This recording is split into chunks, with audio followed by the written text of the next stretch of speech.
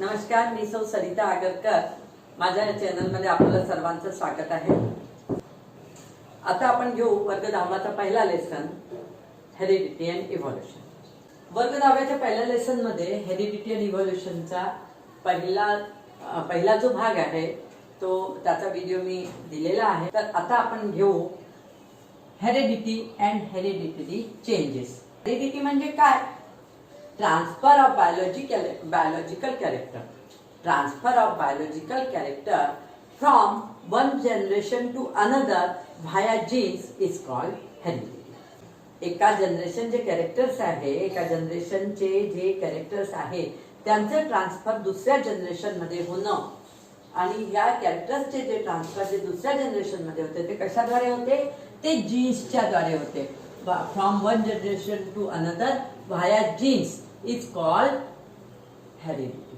हेरिडिटीच्या द्वारे हे कॅरेक्टर्स एका जनरेशन पासून दुसऱ्या जनरेशन मध्ये जातात आणि याला कारणीभूत जीन्स असतात. तर याला म्हणतो आपण हेरिडिटी.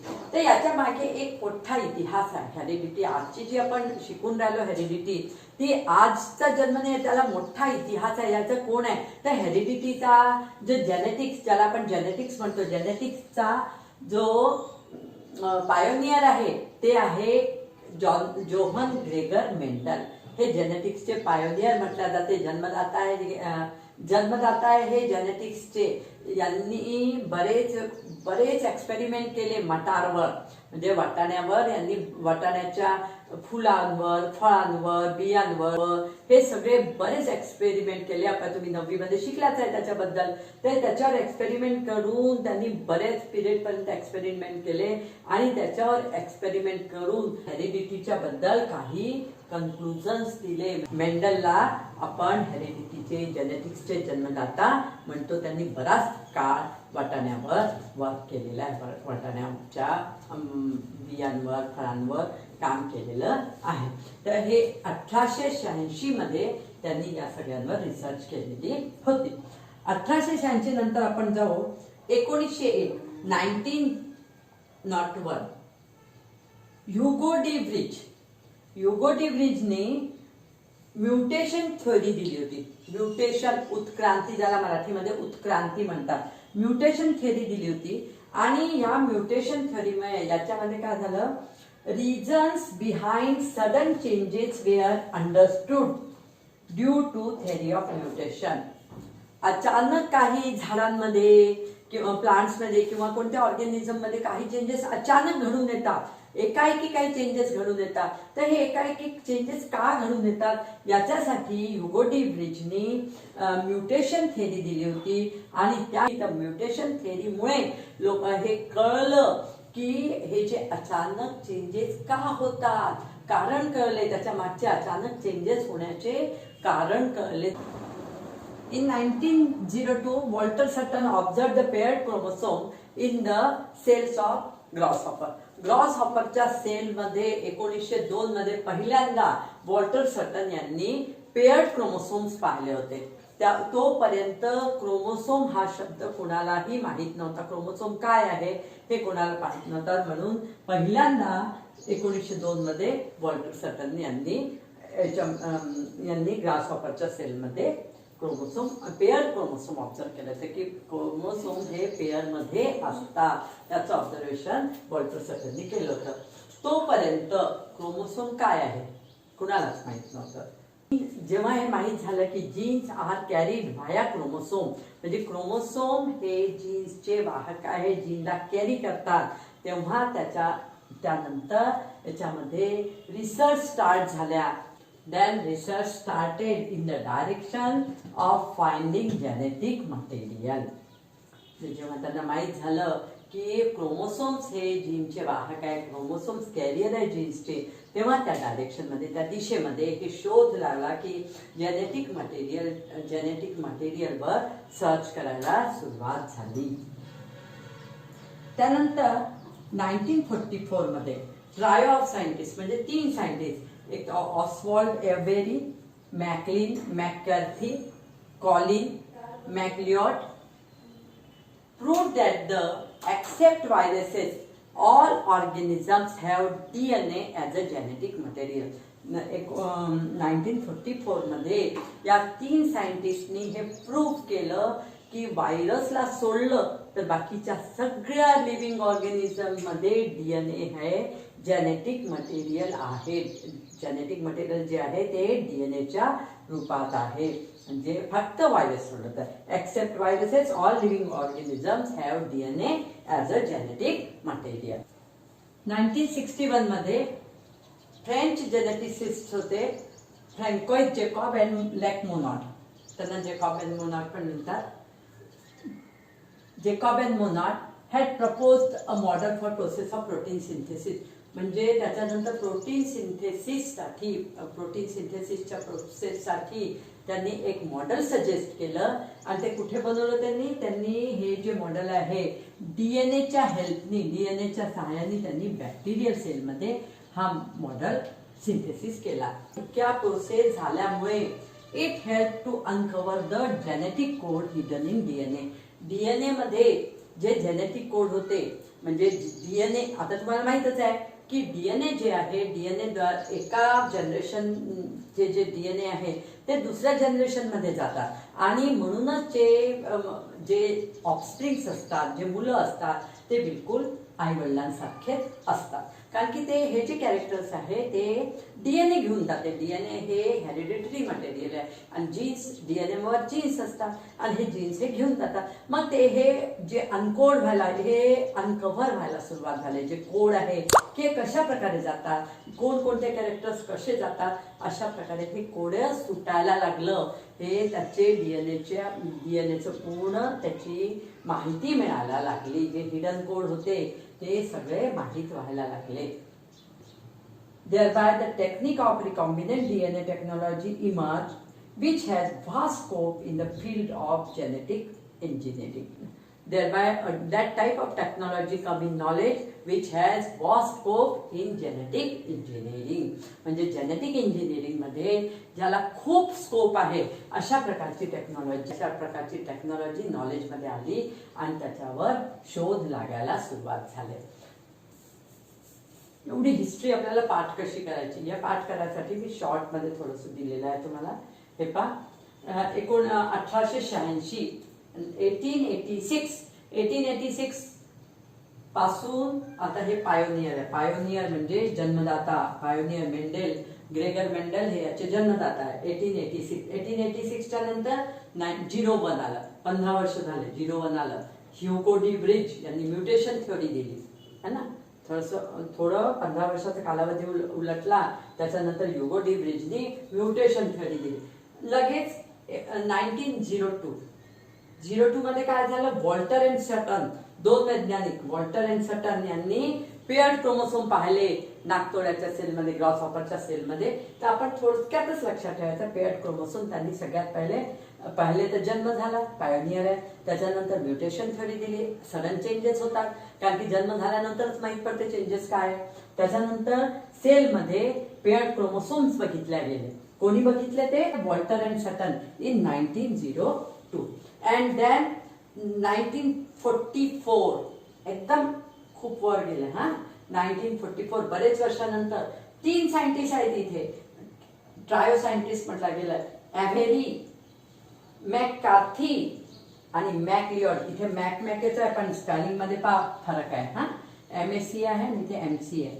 एव्हेरी, मॅककार्थी आणि मॅकलिऑड त्यांनी काय केलं, आता जर पेअर्ड क्रोमोसोम एकदा पाहिले, त्याच्या पूर्वी बघितलं ना पेअर्ड क्रोमोसोम पाहिले, यांनी काय केलं, यांनी तर फक्त पेअर्ड क्रोमोसोम्स पाहिले. यांनी हे तिन्ही सायंटिस्टनी काय सांगितलं की DNA present in all living organisms.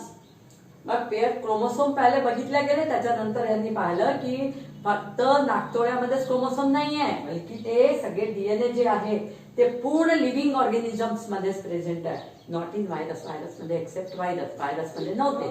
त्याच्यानंतर 1904 पासून 1961 जेकॉब अँड मोनॉट हे 3 होते. आता हे पुन्हा 2 आले, जेकॉब अँड मोनॉट. या सायंटिस्टनी काय केलं, आता हे पूर्ण DNA present in all organism. मग आता त्याच्यासाठी प्रोटीन सिंथेसिस साठी, बॅक्टेरियल सेल मध्ये प्रोटीन सिंथेसिस साठी एक मॉडेल प्रपोज केला. अशा प्रकारे मी हे पूर्ण काढून दिलेला, हे लिहून दिलेलं आहे. एवढं शॉर्टमध्ये थोडंसं पाठ करून घ्यायचं, आपल्याला पूर्ण डिटेल्स याचे पाठ होऊन जातील. आता आपण बघू science of heredity is useful for. अनुवांशिक विज्ञान याला म्हटलं जाते, अनुवांशिक विज्ञान. हेरिडिटी सायन्स म्हणजे अनुवांशिक विज्ञान.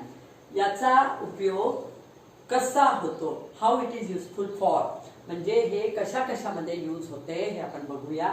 तर पहिलं आहे diagnosis of hereditary character. Hereditary character आहे जे अनुवांशिक कॅरेक्टर्स आहे त्याचं डायग्नोसिस होते. बरेचदा तुम्ही बरेचदा पिक्चर किंवा सिरियल पाहता, सिरियल्समध्ये असते की हे कोणाचा मुलगा आहे हे शोध घेण्यासाठी त्याचा DNA टेस्ट होते. तर DNA टेस्ट केल्यानंतर त्याचं कोण त्याची आई आहे, कोण वडील आहे हे सुद्धा माहीत होते. तर म्हणजे diagnosis of hereditary character, hereditary कॅरेक्टरचं डायग्नोसिस होते. दुसरं पहा, treatment of hereditary disorders. Hereditary disorders होतात बरेचदा पहा, क्लॅफ्ट लिप्स असतात म्हणजे फाटलेले होठ असतात, तसंच अल्बिनिझम असते. काही पोरं तुम्ही पूर्ण भुरे होऊन जाता. कुणाला हिमोफिलिया हा रोग असते म्हणजे सतत रक्त वाहत जाणं. हे सगळे जेनेटिक डिसऑर्डर्स आहे, डायबिटीज वगैरे. हेरिडिटरी डिसऑर्डर्स, जे डिसऑर्डर्स झालेले आहेत त्याचा ट्रीटमेंट याच्याद्वारे हेरिडिटी सायन्सद्वारे केला जातो. त्याच्याच नंतर प्रिव्हेन्शन ऑफ हेरिडिटरी डिसऑर्डर. अशा प्रकारचे डिसऑर्डर्स झाले नाही पाहिजे, अशा प्रकारचे डिसीज झाले नाही पाहिजे जे हेरिडिटी पासून होतात. अनुवांशिक रोग आपल्याला माहिती आहे की बीपी आणि डायबिटीज हे सुद्धा अनुवांशिक रोग आहे. अशा प्रकारचे रोग झाले नाही पाहिजे, त्याच्यासाठी त्याला पहिलेच प्रिव्हेन्शन घेऊन घ्यायची, त्याची खबरदारी घ्यायची. नंतर चौथा आहे production of hybrid varieties of animal and plants. पुष्कळदा तुम्ही पाहता की बऱ्याच प्रकारचे आता प्लांट्स आपण गहू पाहतो, वेगवेगळ्या प्रकारचे गहू आहे बाजारामध्ये उपलब्ध. हे सगळे हायब्रिड व्हेरायटीज आहे. ज्वारी आहे, गहू आहे, आपण टोमॅटो पाहतो. आजकाल गावरानी टोमॅटो भेटतच नाही, ते दुसरे कोणते भेटतात, वैशाली टोमॅटो, ज्याच्यामध्ये मोठे टमाटर असतात, अशा प्रकारचे टमाटे भेटतात. तर ज्याला आपल्याला जे इच्छित कॅरेक्टर्स आहे, आपल्याला जे वॉन्टेड कॅरेक्टर्स आहे ते ज्या प्लांट्समध्ये टाकल्या जातात, ॲनिमल्समध्ये टाकल्या जातात आणि अशा प्रकारच्या हायब्रिड व्हेरायटीचं प्रोडक्शन होतं. गायीमध्ये पण आपल्याला माहिती आहे की ते दूध देण्यासाठी जर्सी गाय असते. तर हे जर्सी गाय दूध भरपूर प्रमाणात देते, तर ही हायब्रिड व्हेरायटी आहे गायची. तर अशा प्रकारच्या व्हेरायटी सुद्धा प्रोडक्शन केल्या जाते. In industrial process in which microbes are used. इंडस्ट्रीमध्ये मायक्रोब्सचा यूज खूप होणार. मायक्रोब्स म्हणजे मायक्रोबियल ऑर्गन्स, जे मायक्रो ऑर्गॅनिझम्स, जे की लहान म्हणजे जे बॅक्टेरिया वगैरे आहे त्याचा यूज होतो. जसं दही जमवण्यासाठी आहे, तर घरी आपण दही जमवतो तसं मोठ्या प्रमाणामध्ये दही जमवल्या जाते. तसं कॉफी, ड्रिंक्स, पेपर इंडस्ट्री, अशा प्रकारच्या इंडस्ट्रियल प्रोसेसमध्ये सुद्धा हेरिडिटरी सायन्सचा यूज होतो. तर हे झाले युजेस ऑफ हेरिडिटी सायन्स. आता आपण बघू transcription, translation and translocation. Can you tell मध्ये बघू आपण काही क्वेश्चन्स दिले आहेत. Sketch and explain the structure of DNA and various types of RNA. तर आपण ते DNAचा स्ट्रक्चर आणि RNA बद्दल हे आपण वर्ग 9 मध्ये शिकलेलो आहोत. पण याच्या फर्स्ट जो व्हिडिओ आहे, याच्यापूर्वी केलेला व्हिडिओ, त्यामध्ये मात्र मी पुन्हा त्याला रिवाइज केलेला आहे. तर तुम्हाला त्याची मी लिंक शेवटी देऊन देईल, तर ते अवश्य पहा. तुम्हाला मग स्ट्रक्चर, DNAचं स्ट्रक्चर आणि RNAचे टाइप्स तुम्हाला दिसून येतील. तर आता दुसरा क्वेश्चन आहे, explain the meaning of genetic disorder and give names of some disorders. याबद्दल पण आपण वर्ग 9 मध्ये शिकलेलो आहोत. Genetic disorders occurs due to abnormalities in chromosomes and mutations in genes. That is called genetic disorder. This genetic disorder chromosomes मध्ये काही ॲबनॉर्मॅलिटीज येऊन जाते. जसं तुम्हाला माहित आहे की 23 पेअर क्रोमोसोम्स असतात, तर त्या पेअरमध्ये काहीतरी गडबड झाली तर त्याच्यामुळे पण जेनेटिक डिसऑर्डर्स होतात. आणि म्युटेशन्सद्वारे सुद्धा जीन्समध्ये म्युटेशन्स होतात. अचानक जे काही चेंजेस होतात त्याच्यामुळे पण जेनेटिक डिसऑर्डर्स होते. ते Down syndrome, Turner syndrome, albinism, sickle cell anaemia. जसं आता तुम्हाला माहीतच आहे की हा DNA अशा प्रकारचे असतात ना, स्पायरल DNA असतो, स्पायरल. तर याच्यामधल्या एका सेगमेंटला आपण काय म्हणतो, जीन म्हणतो. एका सेगमेंटला याला जीन म्हणतो. तर ह्या डीएनए वर जो जीन आहे, हा जीन बॉडीच्या फंक्शनिंग मध्ये, पूर्ण बॉडीच्या फंक्शनिंग मध्ये भाग घेतो. कसा भाग घेतो? With the help of RNA. आरएनएच्या सहाय्याने, with the help of RNA the genes present in the form of DNA, जे की जीन्स आहे जे डीएनए मध्ये प्रेझेंट असतात, present in the form of DNA, are participate in functioning of body. ते बॉडीचे, कारण की बॉडीचं सगळं कंट्रोल हे जीन्सच तर करतात, तर फंक्शनिंग ऑफ बॉडीच्या फंक्शन मध्ये भाग घेतात. Information about protein synthesis is stored in the DNA and synthesis of appropriate proteins as per requirement is necessary for body. Protein synthesis होते, तर प्रोटीन्स आपल्या शरीराला लागणारे प्रोटीन्स तयार होतात. हे जे प्रोटीन सिंथेसिस बद्दलची जी इन्फॉर्मेशन आहे ती कशामध्ये स्टोअर असते? डीएनए मध्ये स्टोअर असते. And synthesis of appropriate protein as per requirement is necessary for the body. म्हणजे बॉडीला लागणारे जे प्रोटीन्स आहे, जे आवश्यक प्रोटीन्स आहे, बॉडीला लागणारे जे प्रोटीन्स आहे, तर ते कोणता प्रोटीन्स पाहिजे त्याबद्दलची इन्फॉर्मेशन कशा स्टोअर असते? या डीएनएच्या एका पार्ट मध्ये, म्हणजे डीएनए वर जो जीन असतो त्यामध्ये स्टोअर असते. These proteins are synthesized by DNA through the RNA. This is called as central dogma. हे जे प्रोटीन्स आहेत, हे जे प्रोटीन्स आहेत, हे प्रोटीन जे की आता अप्रोप्रिएट प्रोटीन, जे लागणार प्रोटीन्स, हे प्रोटीन्स बनवल्या जाते कोणाद्वारे? डीएनए द्वारे बनवल्या जाते. These proteins are synthesized by DNA. DNA द्वारे बनवल्या जाते. हे जे प्रोटीन्स आहे, हे कोण बनवते? डीएनए. कारण की डीएनए वरच तो जीन्स आहे. प्रोटीन बनवते, हे जे प्रोटीन आहे हे बनवते डीएनए. परंतु याच्यामध्ये आरएनए ची मदत लागते. त्याला थ्रू आरएनए, आरएनए ची हेल्प घेऊन, with the help of RNA, with the help of RNA DNA produced proteins, appropriate protein synthesized by DNA through RNA or with the help of RNA. This is called central dogma. याला म्हणतात central dogma. दुसऱ्या भाषेमध्ये पाहू, दिस is the process, म्हणजे central dogma. Central dogma is the process by which instructions in DNA are converted into a functional products. बघा, याला म्हटलं काय, ही अशी प्रोसेस आहे ज्याच्यामध्ये की जे डीएनए वरचे जे इन्स्ट्रक्शन्स आहे, हे डीएनए वरचे जे इन्स्ट्रक्शन्स आहे, इन्स्ट्रक्शन्स दिलेले आहे डीएनए वर, हे जीन्स म्हणजे काय, इन्स्ट्रक्शन्स आहे. डीएनए वरचे जे इन्स्ट्रक्शन्स आहे, हे instructions are converted into proteins or into functional products. They are converted into proteins or functional product. Proteins काय करते? आपले बाकीचे कामच करते ना. सगळे प्रोटीन्स आपल्या शरीरामध्ये जितके एन्झाईम्स आहे, एन्झाईम्स वगैरे, ते सगळे प्रोटीन्सच आहे. मग हे एन्झाईम्स काय करतात? आपल्या शरीरामध्ये आपल्या बॉडीचं फंक्शन करतात. मग हे ज्या प्रकारचं प्रोटीन तयार होते म्हणजे फंक्शनल प्रोडक्ट्स तयार होते. प्रोटीन्स तयार होते म्हणजे काय होते? फंक्शनल प्रोडक्ट तयार होते, जे की आपल्या बॉडीला कंट्रोल करते. हे सांगितलं 1958 मध्ये फ्रान्सिस क्रिक यांनी, जेव्हा डीएनएचं मॉडेल तयार केलं त्यावेळेला सांगितलं. Messenger RNA is produced in the sequence of nucleotide on DNA. हा डीएनए दिसत आहे, हा हा हा हा डीएनए, हा डीएनए.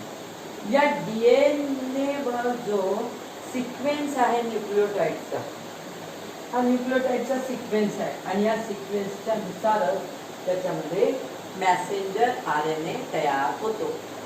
नवीन मॅसेंजर आरएनए तयार होतो. Only one of the 2 strands of DNA is used in this process. तुम्हाला माहिती आहे की डीएनएचे 2 स्ट्रेंड असतात, है ना. डीएनए मध्ये 2 स्ट्रेंड असतात. एक हे पाहिजे डीएनए दिसत आहे, त्या डीएनएचा हा स्ट्रेंड एक आहे आणि दुसरा स्ट्रेंड हा आहे. हा दिसून राहिला पांढऱ्या रंगाचा, हा इथे डीएनएचा एक स्ट्रँड आहे, डीएनएचा हा दुसरा स्ट्रँड आहे.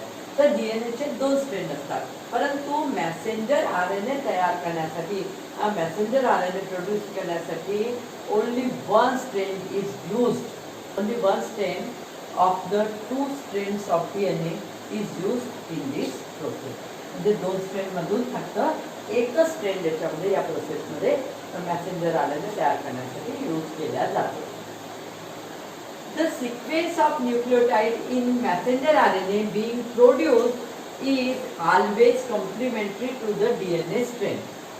आता हा जो मेसेंजर आरएनए तयार होईल याचा सिक्वेन्स कसा आहे, याचा सिक्वेन्स असतो हा जो डीएनएचा स्ट्रँड आहे, डीएनएच्या स्ट्रँडचा हा कॉम्प्लिमेंटरी बनतो.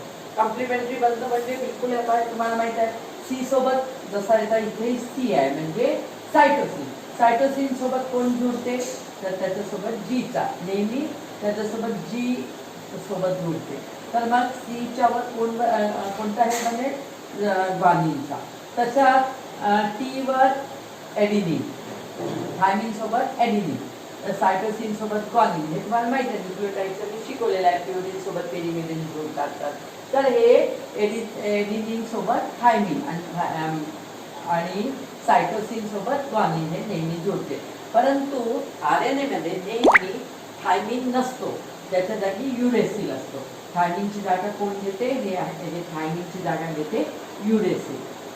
युरेसिल असतो म्हणून इथे पहा, इथे यू हा तयार झाला, युरेसिल तयार झाला. हे ॲडेनिन सोबत युरेसिल जुळतो. नेहमी आरएनए मध्ये ॲडेनिन सोबत युरेसिल जुळतो.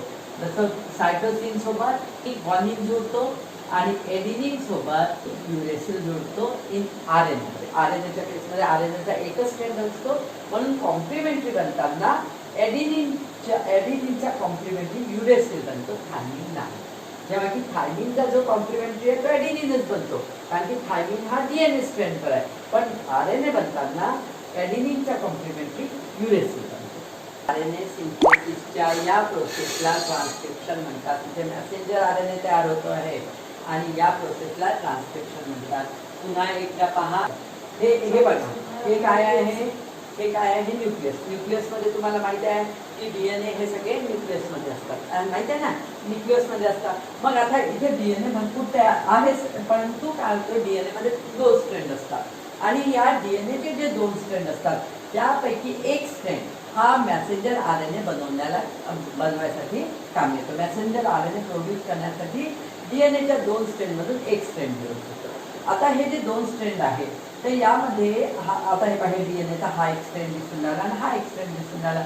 याच्यामध्ये हा जो आता हे काय करतो, एक कॉम्प्लिमेंटरी तयार होतो. त्याचा कॉम्प्लिमेंटरी म्हणजे काय, कॉम्प्लिमेंटरी म्हणजे जसं आता हे टी आहे, इथे थायमिन आहे, थायमिन सोबत नेहमी कोण जुळत असते, ॲडेनिन. म्हणजे थायमिनचा कॉम्प्लिमेंटरी जो नायट्रोजन बेस आहे, हे जे सगळे काय आहे नायट्रोजन बेस आहे, तर हे थायमिन सोबत नेहमी ॲडेनिन असतो आणि सायटोसिन सोबत नेहमी ग्वानिन असतो. तर हे त्याचे कॉम्प्लिमेंटरी, हे अशी कॉम्प्लिमेंटरी त्याचे nitrogen base, complementary nitrogen base तयार होतात. आणि तुम्हाला माहिती आहे की आरएनए मध्ये फक्त एकच स्ट्रँड असतो, म्हणून ते आपसामध्ये असे जॉईन होत नाही, तिथे त्याचं कॉम्प्लिमेंटरी तयार होऊन जातं. फक्त इथे एकच लक्षात ठेवण्यासारखी गोष्ट आहे, ज्याच्यामध्ये की यामध्ये जसं डीएनए मध्ये थायमिन हा नायट्रोजन बेस असतो, तसंच आरएनए मध्ये थायमिनच्या जागी युरेसिल असतो. जसं हे पहा, इथे युरेसिल असतो, एडिनिन सोबत नेहमी युरेसिल होतो, थायमिनच्या जागी युरेसिल याच्यामध्ये भाग घेतो. ते युरेसिल इथे तयार झालेलं आहे. बघा, इथे युरेसिल तयार झाला, इथे एडिनिन आहे, इथे सुद्धा युरेसिल तयार झालेला आहे. तर याच्यामध्ये जेव्हाही डीएनए पासून मेसेंजर आरएनए बनण्याची प्रोसेस, याला म्हणतात ट्रान्सक्रिप्शन. एवढं लक्षात ठेवायचं. मेसेंजर आरएनए डीएनए पासून डीएनएचा कॉम्प्लिमेंटरी मेसेंजर आरएनए बनतो, या प्रोसेसला ट्रान्सक्रिप्शन असे म्हणतात. आणि या प्रोसेसमध्ये जो आरएनए पॉलिमेरेज एन्झाईम हे याच्यामध्ये भाग घेतो. पॉलिमेरेज एन्झाईम, या प्रोसेससाठी पॉलिमेरेज एन्झाईम हा भाग घेतो. Hi messenger RNA. Messenger RNA which formed in nucleus, हे न्यूक्लियस आहे. It comes in cytoplasm. त्याच्या न्यूक्लियसच्या भोवती ही सेल आहे आणि सेलमध्ये काय आहे, सायटोप्लाझम बनलेला आहे. तर जो हा जो मेसेंजर आरएनए मग DNA मध्ये जो मेसेंजर आरएनए तयार झाला हा न्यूक्लियस मधून बाहेर निघून आता सायटोप्लाझम मध्ये येतो. हा तुम्हाला माहित आहे की हा DNAचा कॉम्प्लिमेंटरी आहे. आता हे मेसेज मध्ये आता हे जे आहे न्यूक्लियोटाइड आहे, तर हे जे आहे it contains codes for amino acid. Messenger RNA कारण की प्रोटीन सिंथेसिस करायचं आहे, तर messenger RNA it contains codes for amino acid. Amino ऍसिड्सचे कोड आहे याच्यामध्ये. DNA जे होते ना, DNA पासून हा मेसेंजर आरएनए बनलेला आहे आणि हा जो मेसेंजर आरएनए हा DNAचा कॉम्प्लिमेंटरी आहे. हा म्हणजे त्याचे कोडच्या रूपामध्ये तो मेसेज बाहेर घेऊन आलेला आहे. तर याच्यामध्ये जे न्यूक्लियोटाइड दिसून आले, हे जे न्यूक्लियोटाइड दिसून आले they contain codes for amino acids. या न्यूक्लियोटाइडमध्ये अमिनो ऍसिड्ससाठीचे कोड लपलेले आहेत. आणि याच्यामध्ये एक लक्षात घ्या की याचे 3 जे न्यूक्लियोटाइड आहे, हे 3 न्यूक्लियोटाइड हे 1, 2 and 3 हे जे 3 न्यूक्लियोटाइड आहे, 3 जे न्यूक्लियोटाइड आहे, आपण 3 चा एक ग्रुप करू. हे 3 न्यूक्लियोटाइड हे एका अमिनो साठीचा कोड आहे. Each amino acid consist for 3 nucleotide. 3 nucleotide हे एका अमिनो साठी असतात, त्याला ट्रिप्लेट कोडॉन म्हणतात. हे जे 3 आहे ना, 3 न्यूक्लियोटाइड त्याला ट्रिप्लेट कोडॉन म्हणतात. हे सगळ्यात पहिले हरगोविंद खुराना जे भारतीय इंडियन सायंटिस्ट होते, डॉक्टर हरगोविंद खुराना यांना 1968 मध्ये नोबेल प्राइज मिळाला होता. का बरं नोबेल प्राइज मिळाला होता? की यांनी ट्रिप्लेट कोडॉनचा शोध लावला होता. 20 अमिनो ऍसिड साठी ते discovered triplet codon for 20 amino acid. यांनी 20 अमिनो ऍसिड साठी कोडॉनचा ट्रिप्लेट कोडॉनचा शोध लावला होता. म्हणून त्यांना डॉक्टर हरगोविंद खुराना आणि यांचे दोन सहकारी सायंटिस्ट यांना 1968 मध्ये नोबेल प्राइज मिळालेला होता. Each messenger RNA is made up of thousands of triplet codon. म्हणजे त्याच्यावर एका अमिनो ऍसिडवर भरपूर 1000 ट्रिप्लेट कोडॉन असतात. As per the message on messenger RNA, transfer RNA supplies amino acids. They are supplementary to message of messenger RNA. आता म्हणजे काय होते की हे जे न्यूक्लियस ऍसिड पासून मेसेंजर RNA जो मेसेज घेऊन आलेला आहे, हा मेसेंजर RNA हा काय मेसेज घेऊन आलेला आहे, कारण की DNAने आपले कॉम्प्लिमेंटरी बनवलेली आणि याच्यासोबत मेसेज पाठवलेला आहे. RNA सोबत मेसेंजर RNA सोबत मेसेज पाठवला आहे. हा आहे ट्रान्सफर RNA. हा ट्रान्सफर RNA हे अमिनो ऍसिड सप्लाय करतात. आणि हे जे अमिनो ऍसिड्स आहे हे तुम्हाला माहिती आहे की ट्रिप्लेट कोडॉन असतात. तर हे जे ट्रिप्लेट कोडॉन आहे हे या मेसेंजर RNA वरच्या मेसेजचे कॉम्प्लिमेंटरी असतात. तर हे कशा प्रकारे आता पहा, इथे हा एक ट्रिप्लेट कोडॉन लागलेला आहे, हा एक ट्रिप्लेट कोडॉन लागलेला आहे, हा एक ट्रिप्लेट कोडॉन आहे 1, 2, 3 आणि हा पण एक ट्रिप्लेट कोडॉन घेऊन आला जे की याच्यावर बसू शकते, याच्यावर बसणार आहे. तर हे काय होते, हे आता हा एक अमिनो ऍसिडचा कोडॉन आहे, हा दुसऱ्या अमिनो ऍसिडचा कोडॉन आहे आणि हा तिसऱ्या अमिनो ऍसिडचा कोडॉन आहे. तर अशा प्रकारे हे काय होतात, अमिनो ऍसिड्स याच्यामध्ये अमिनो ऍसिड्स एक असे येत जातात, जुळत जातात आणि अशा प्रकारे अमिनो ऍसिड्स तयार होतात. हे जे ट्रिप्लेट कोडॉन आहे, एक ट्रिप्लेट कोडॉन एक अमिनो ऍसिडला दाखवतो. हा जो एक अमिनो ऍसिडचा हा कोडॉन हा घेऊन आला, एक ट्रिप्लेट कोडॉन म्हणजे एक अमिनो ऍसिड याचा आहे, दुसरा अमिनो ऍसिड. अशा प्रकारे अमिनो ऍसिड्स एकत्र येत जातात आणि अनेक अमिनो ऍसिड्स मिळून प्रोटीन बनते. तुम्हाला माहिती आहे की अनेक अमिनो ऍसिड्स हे जे अमिनो ऍसिड्स आहेत, हे जे अमिनो ऍसिड्स एकत्र आले यांच्यापासून मग कॉम्प्लेक्स प्रोटीन बनते. एक प्रोटीन तयार झालेला आहे, म्हणजे प्रोटीनचं सिंथेसिस झालेलं आहे. आणि आता हे काय करतात की हे जे ट्रिप्लेट कोडॉन आहे, ट्रिप्लेट कोडॉन येतात आणि प्रोटीन म्हणजे हे याच्यामध्ये हे काय घेऊन आलेले आहे, अमिनो ऍसिड घेऊन आलेले आहे. आणि त्या कोडॉन्सच्या हिशोबाने अमिनो ऍसिड्स त्याच्या हिशोबानेच आहे. आता पुस्तकामध्ये जसं दाखवलं आहे की याच्यामध्ये आहे लायसिन नावाचं प्रोटीन त्यांनी आणलेलं आहे, त्याच्यासोबत लायसिन नावाचं अमिनो ऍसिड सोबत घेऊन आले. तर अशा प्रकारे अनेक अमिनो ऍसिड्स येतात, वेगवेगळ्या कोडचे वेगवेगळे अमिनो ऍसिड्स आहे आणि हे एकत्र येतात आणि प्रोटीन बनवतात. पहा, लक्षात घ्या, याच्यामध्ये ट्रान्सफर आरएनएची भूमिका महत्वाची आहे. या प्रोसेसला म्हणतात ट्रान्सलेशन. म्हणजे याच्यामध्ये काय होते की पहा, as per message of messenger RNA, as per message on messenger RNA, transfer RNA supply amino acids and they have anticodon of triplet codons of messenger RNA.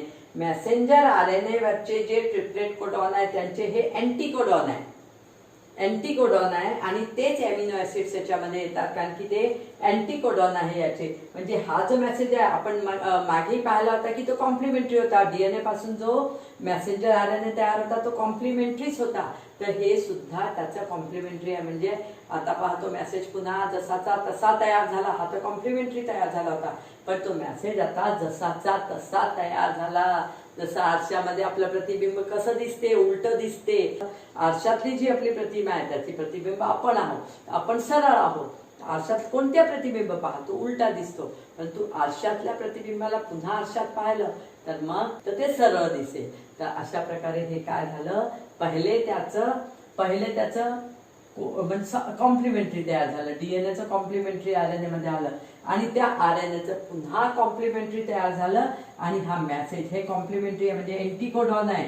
याचा पहा, पहिले आपल्याला कॉम्प्लिमेंटरी मध्ये असं पाहिलं होतं की याच्यामध्ये जर डीएनए मध्ये जर सायटोसिन असेल तर आरएनए मध्ये ग्वानिन होईल. आता ग्वानिन डीएनए आरएनए मध्ये आहे, तर आता याचं सायटोसिन तयार झालं. तर अशा प्रकारे आता कॉम्प्लिमेंटरी तयार झालं आणि ते कॉम्प्लिमेंटरी अँटीकोडॉननी तशा प्रकारचे अमिनो ऍसिड्स आणले आणि हे amino acid they produce protein. This process is called translation. याच्यामध्ये ट्रान्सलेशन झालेलं आहे ना. ऍक्च्युअल मिनिंग काय आहे, आपला ऍक्च्युअल मेसेज काय आहे ते माहिती झालेलं आहे, म्हणून त्याला ट्रान्सलेशन असं म्हटलं जाते. तर जसं आपण बघितलं होतं की ट्रान्सक्रिप्शन मध्ये मेसेंजर आरएनए महत्वाची भूमिका निभावतो, कारण की मेसेंजर आरएनएच फॉर्म होतो. ट्रान्सलेशन मध्ये ट्रान्सफर आरएनए हा काम करत असतो. तसं की हे ट्रिपलेट कोडॉन, एक ट्रिपलेट कोडॉन आहे. तर हे जे रायबोसोम आहे, इथे हे काय आहे, हे रायबोसोम आहे, हे रायबोसोम आहे. तर हे जे रायबोसोम आहे हे रायबोसोमल आरएनए याच्यामध्ये आहे. तर हे जे याच्यामध्ये ही जी मुव्हिंग आहे, ही मुव्हिंग एक ट्रिपलेट कोडॉन होते. म्हणजे हे जेव्हा सरकते तेव्हा किती सरकते, एका एंड पासून दुसऱ्या एंड पर्यंत हे किती सरकते, तर एक ट्रिपलेट कोडॉन सरकते. ही जी मुव्हिंग होते हे एक ट्रिपलेट कोडॉनची मुव्हिंग होते. हे जे पुढे जाते मेसेंजर आरएनए, हा जो मेसेंजर आरएनए पुढे चालला आहे, तर हा किती सरकतो, हा एक ट्रिपलेट कोडॉन सरकतो. During this process the ribosome keeps moving on messenger RNA from one end of messenger RNA to other end by the distance of one triplet codon. एका कोडॉनच्या डिस्टन्सनी तो मूव्ह करतो. हे रायबोसोम मध्ये होते ही घटना. तर एक ट्रिपलेट कोडॉन मूव्ह करते, याला म्हटलं जाते ट्रान्सलोकेशन. तिन्ही प्रोसेस एकत्र होतात आणि अशा प्रकारे हे आता सरकलं की मग प्रोटीन हे जे आहे, हे जे अमिनो ऍसिड्स आहे ते वाढत जातात है ना, आणि अमिनो ऍसिड्स वाढत जाते आणि त्याच्यानंतर मग काय होते, त्याचं हे प्रोटीन तयार होते. कारण की रायबोसोम हे प्रोटीन सिंथेसिसच काम करतात. रायबोसोम हे प्रोटीन सिंथेसिसचं काम करतात. तर अशा प्रकारे कॉम्प्लेक्स प्रोटीन तयार होते. ही पूर्ण प्रोसेस अशा प्रकारचे होते. अशा प्रकारे बऱ्याचशा चेन असतात. आता एका न्यूक्लियस मध्ये आपण एका मेसेंजर आरएनए बद्दल पाहून राहिलो आहे. अशा तर न्यूक्लियस मध्ये बरेचसे डीएनए चेन्स होतात, बरेचसे मेसेंजर आरएनए तयार होतात. अशा प्रकारे बरेचसे प्रोटीन्स तयार होतात आणि बरेच प्रोटीन तयार होतात. आता हे प्रोटीन्स काय करतात, म्हणजे ते अपीअरन्स पण कंट्रोल करतात आणि बॉडीचे फंक्शन पण कंट्रोल करतात. They control the various functions of body, they control appearance too. त्याचं अपीअरन्स पण कंट्रोल करतात आणि बॉडीचे फंक्शन पण कंट्रोल करतात. आपण आता याच्यामध्ये 3 प्रोसेस पाहिल्या, ट्रान्सक्रिप्शन, ट्रान्सलेशन अँड ट्रान्सलोकेशन. ट्रान्सक्रिप्शनमध्ये मेसेंजर RNA तयार करतो, कॉम्प्लिमेंटरी तयार होतो, DNAचा मेसेंजर RNA तयार होतो, mRNA तयार होतो, मेसेंजर RNA. आणि ट्रान्सलेशनमध्ये ट्रान्सफर RNA हे जे अमिनो ॲसिड्स आणतात आणि ट्रान्सलोकेशन हे रायबोसोममध्ये होते. आणि अशा या सगळ्या प्रोसेसद्वारे मग काय होते, प्रोटीन सिंथेसिस होते. हे प्रोटीन्स आपल्या बॉडीचं कंट्रोल करते. हे प्रोटीन्सच असतात जे एका जनरेशन पासून दुसऱ्या जनरेशन मध्ये जातात. म्हणजे जीन्स हे प्रोटीन्सच पाठवते, प्रोटीन सिंथेसिस त्या प्रोटीन पाठवते आणि ते एका पॅरेंटचे कॅरेक्टर घेऊन ते ऑफस्प्रिंग्स मध्ये अशा प्रकारे जातात. तर हे जे मदर अँड फादरचे जे जीन्स आहे ते चाइल्ड मध्ये जातात. जो मेसेंजर जो मेसेज घेऊन आलेला असते, जे जीन्स तयार झालेले असतात ते जसेच्या तसेच त्याच्यामध्ये चाइल्डमध्ये जातात. हे सगळे काय आहे, न्यूक्लियोटाइड आहे. ते जसेच्या तसेच चाइल्डमध्ये गेले ते कॅरेक्टर, आई वडिलांचे कॅरेक्टर जसेच्या तसेच चाइल्डमध्ये येतात. परंतु कधी कधी काय होते की एखादा न्यूक्लियोटाइड आपली जागा बदलून घेतो किंवा इथे ट्रान्सफर होऊन जातो. जसं समजा हा जीन्स पाहिले, हा जीन कसा आहे अशा प्रकारे, हा याच्यामध्ये अशा प्रकारचे न्यूक्लियोटाइड आहे, अशा प्रकारे हे जीन्स आहे. आता याच्यामध्ये जर आपण बघितलं तर समजा एखादं सडन चेंज झालं. आता सडन चेंजमध्ये काय झालं की याच्यामध्ये हा जो न्यूक्लियोटाइड आहे हा इथून निघून गेला, त्यांनी आपली जागा बदलून घेतली. तर यांनी आपली जागा बदलून घेतली तर इथे काय झालं, हा असा वेगळा न्यूक्लियोटाइड तयार झाला ज्याच्यामध्ये की एडिनिन नाही अशा प्रकारचे नवीन न्यूक्लियोटाइड हे एकत्र येऊन जातात. नवीन न्यूक्लियोटाइड तयार होऊन गेला. इथे जो न्यूक्लियोटाइडचा सिक्वेन्स आहे तो अशा प्रकारे येऊन जाईल कारण की इथून एक न्यूक्लियोटाइड निघून गेलेला आहे. तर आता हे थोडंसं मायनर चेंजेस होऊन जातात. याला आपण मायनर चेंजेस म्हणू, याला म्युटेशन म्हणू. जे सडन चेंजेस आहे काही झाले त्याला म्युटेशन म्हणतात. क्रोमोसोम्समध्ये किंवा DNA मध्ये काही सडन चेंजेस झाले तर त्याला मायनर चेंजेस आहे, पण दे आर कॉल्ड म्युटेशन म्हणतात. तर काही चेंजेस कधी कधी कसे असतात, कन्सिडरेबल असतात. कन्सिडरेबल ज्याच्याकडे की लक्ष जाते, म्हणजे हे अशा प्रकारचे चेंजेस असतात जे की म्हणजे फार मोठे चेंजेस असतात. ते सुद्धा म्युटेशनच आहे. जसे की सिकल सेल एनिमिया असते, अल्बिनिझम आहे, कधी हिमोफिलिया, हे जे बरेचसे जे डिसीजेस होतात ते अशा क्रोमोसोम्समध्ये बदल झाल्यामुळेच अशा प्रकारचे डिसीजेस होतात. When changes or mutation occurs in gene they may cause genetic disorder. जसे की क्लॅफ्ट, sickle sale anaemia, haemophilia, albinism, तर हे सगळे आपण म्हणजे जेनेटिक डिसऑर्डरमध्ये येतात. हा धडा जर तुम्हाला समजला असेल नक्कीच लाईक करा, सबस्क्राईब करा आणि आपल्या मित्रांना सुद्धा शेअर करा.